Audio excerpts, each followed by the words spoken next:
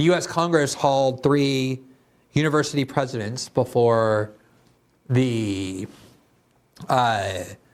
Congress, one from Harvard, one from the University of Penn, University of Pennsylvania, and the other from MIT.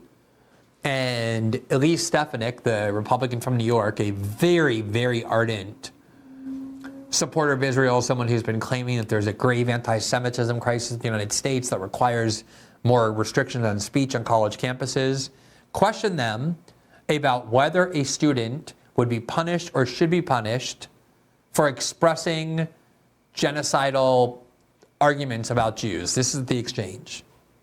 At MIT, does calling for the genocide of Jews violate MIT's code of conduct or rules regarding bullying and harassment? Yes or no? If targeted at individuals, not making public statements. Yes or no? Calling for the genocide of Jews does not constitute bullying and harassment? I have not heard calling for the genocide for Jews on our campus. But you've heard chants for intifada. I've heard chants, which can be anti-Semitic depending on the context, when calling for the elimination of the Jewish people. So those would not be according to the MIT's code of conduct or rules? That would be investigated as harassment if pervasive and severe. Ms. McGill, at Penn, does calling for the genocide of Jews violate Penn's rules or code of conduct? Yes or no? If the speech turns into conduct, it can be harassment, yes. I am asking specifically calling for the genocide of Jews. All right, so do you see the distinction they're drawing? First of all, this is not in a vacuum that this is happening. And when the president of MIT said, I haven't heard anybody calling for the genocide of Jews, she immediately said, well, I mean things like calls for the intifada. The intifada is an Arabic word that simply means uprising. Uprising against. When they call for an intifada, they mean an uprising against the Israeli government for its denial of statehood to the Palestinians, for its occupation of the West Bank, for its blockade of Gaza. And the first intifada was overwhelmingly peaceful, especially for the first couple of weeks or the first several months. And there's nothing inherently violent about the term intifada, but even if it is not a term against Jews, it is a term against the Israeli government. And just like you're allowed to say, I think we should bomb Iran, or go to war in Iraq, or flatten Gaza, people are allowed to say, allowed to opine, allowed to have the view in the United States of America that the repression by the Israeli government has become sufficiently severe that an uprising or even violence against the state of Israel is warranted as a reaction to that repression. You may not like that view. You may think it's a terrible view. You may get offended by that view. There's no question whatsoever that calling for intifada or even saying the Palestinians should be free from the river to the sea, just like the Likud charter says, all the land from the river to the sea belongs to Israel, either one of those views, you are allowed to opine that way in the United States. So when she's asking, will people be held in violation of the code of conduct for genocide of the Jews, the context of this is the attempt to conflate pro-Palestinian statements like an intifada, like resistance, like Palestinians should be free from the river to the sea, to imply that these are genocidal against Jews, even though they're not. And that's the reason they're so reluctant to say yes, because they don't want to limit free speech on this issue to punish people who say what they're actually saying. Now, there's an attempt to convince people that there are these hordes of Muslims and Arabs rolling around campuses, calling for the killing of all Jews, chanting, gas the Jews, kill all Jews, murder all. This is not happening. I repeatedly asked on social media, please, anyone, give me an example of college students chanting gas all Jews or kill the Jews. It doesn't happen. It's not happening. And if it is, it's in the most isolated cases. What really is going on here is that there is an attempt by a lot of people on the right who have spent years pretending to defend free speech on college campuses, to hate censorship, but also people who are just establishment liberals, Israel supporters, basically. There's an attempt to limit the free speech rights of Americans and people on American campuses in order to protect this foreign country of Israel. And the way they're doing that is by conflating criticisms of Israel or defense of the Palestinian people's right to respond with genocide, even though those two are not the same. And for those of you who think it is the same, let me just say this. If you listen to left liberal censorship advocates, people who have been calling for conservative students to be punished on college campuses or to have their events banned or their college groups banned, they don't say, oh, we want this to happen because someone misgendered someone. This is like a caricature I keep hearing. Oh, well, when they do it, they want people censored and punished just for misgendering. This is different. This is calling for genocide.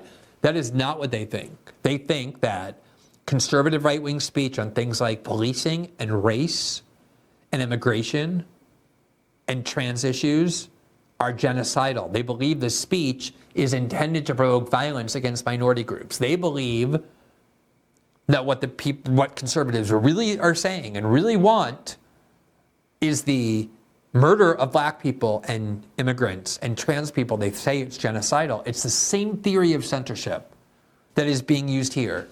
This is not a hypothetical question she's asking.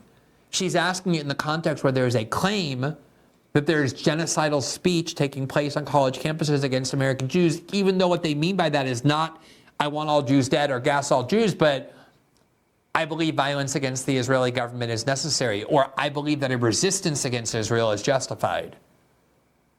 And you don't have to like the view to understand how dangerous it is to feed this theory that college administrators should be censoring and punishing students because they're commenting with dissent on the Israeli-Gaza war. Here's the rest of this. Does that constitute bullying or harassment? If it is directed and severe or pervasive, it is harassment. So the answer is yes.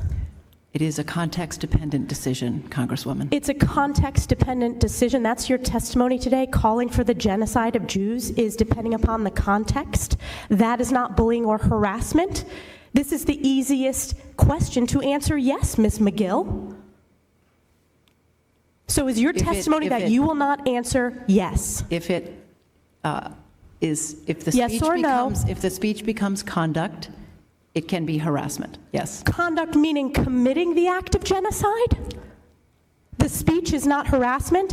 This is unacceptable, Ms. McGill. I'm going to give... Okay, I mean, the reason why this irritates me and agitates me so much is because you want college administrators to draw these distinctions that they were trying to draw. If a college student goes up to a Jewish student and screams in their face, intifada, and harasses them that way, that becomes conduct. But I thought words aren't violence. I thought that was the entire right-wing case against campus censorship. And these administrators are trying to say, we're not going to punish only words. We're not going to punish only speech. We would punish it if it turns into conduct. Here's the rest. Opportunity for the world to see your answer. Does calling for the genocide of Jews violate Penn's code of conduct when it comes to bullying and harassment? Yes or no? It can be harassment. The answer is yes. And Dr. Gay, at Harvard, does calling for the genocide of Jews violate Harvard's rules of bullying and harassment? Yes or no? It can be, depending on the context. What's the context? Targeted as an individual, targeted at an individual. It's targeted at Jewish students, Jewish individuals. Do you understand your testimony is dehumanizing them? Okay, so if you accept that, I know a lot of you do. I've seen a lot of people cheering this congresswoman expressing hatred for these presidents. As I said, the University of Pennsylvania professor is about to be fired. Then what you're essentially saying is that you think that speech alone can constitute harassment, that it can dehumanize. So if a Daily Wire writer goes onto a college campus and says, I believe the society should eradicate transgenderism, obviously a trans person can stand up and say, this is dehumanizing, this is genocidal. And they say, well, I'm not saying I want to kill all trans people, I'm just saying transgenderism should be eradicated. But no one here is saying kill all Jews or gas the Jews. They're saying, I believe in an uprising of the Palestinian people, or whatever opinions they're expressing that's being conflated into genocide in order to censor criticism of Israel in the United States. Here is Bill Ackman, a billionaire hedge fund manager who has led the way in cancel culture and censorship for critics of Israel. He was the one who first circulated or called for the circulation of the list of the names of the students who signed the pro-Palestinian anti-Israel statement early on to put them on blacklists so they'll never be hired. He's been throwing his billionaire status around, and now he basically is calling for, well, he's saying this reflects the grave moral bankruptcy of these presidents. And he's accusing them of endorsing the speech designed to kill Jews. But I ask again, who's saying this? Who's saying that they should kill all Jews? Here is the University of Penn president, Liz McGill, who today issued what really looked like a hostage video, apologizing for her defense of free speech, for saying, once it turns into conduct, we can punish it, but not just pure speech. Listen to what they forced her to read, meaning they, the team of lawyers and donor managers and PR consultants and crisis management consultants. Listen to what they had her say. There was a moment during yesterday's congressional hearing on anti-Semitism when I was asked if a call for the genocide of Jewish people on our campus would violate our policies. In that moment, I was focused on our university's longstanding policies aligned with the U.S. Constitution, which say that speech alone is not punishable.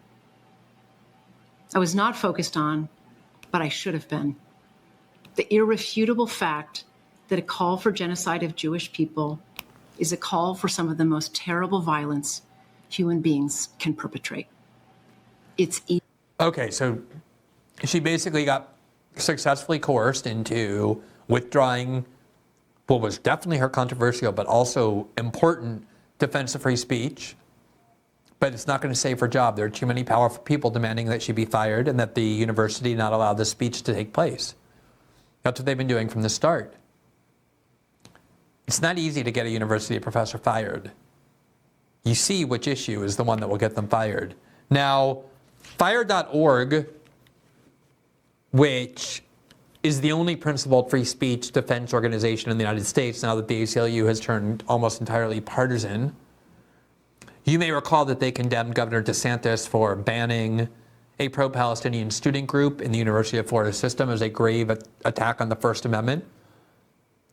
They became so popular among conservatives because they spent years defending conservative students' free speech rights on campuses when nobody else would. The problem with fire.org, in the eyes of some people, is they actually believe in free speech. They apply it to everybody, not just to the people they like and agree with. So here is what fire.org said about all this. Quote, tonight, Penn's president, Liz McGill, signaled that one of our nation's most prestigious institutions is willing to abandon its commitment to freedom of expression. Were Penn to retreat from the robust protection of expressive rights, university administrators would make inevitably political decisions about who may speak and what may be said on campus. Such a result would undoubtedly compromise the knowledge-generating process free expression enables and for which universities exist. To be clear, universities will not enforce a rule against, quote, calls for genocide in the way elected officials calling for President McGill's resignation think they will. Dissenting and unpopular speech, whether pro-Israeli, pro-Palestinian, conservative, or liberal, will be silenced. The power to censor always invites abuse and never stays cabined. That is the argument I've been making to left liberal censors for as long as I can remember. That if you think you found a certain speech that you hate so much that you're ready to declare it over the line of what free speech allows, and demand that people be punished or prevented from saying it, don't be surprised when your advocacy for censorship gets turned against you and you start to be, even more than you were before, the victim of censorship. Thanks for watching this clip from System Update, our live show that airs every Monday through Friday at 7 p.m. Eastern exclusively on Rumble. You can catch the full nightly shows live or view the backlog of episodes for free on our Rumble page. You can also find full episodes the morning after they air across all major podcasting platforms, including Spotify and Apple. All the information you need is linked below. We hope to see you there.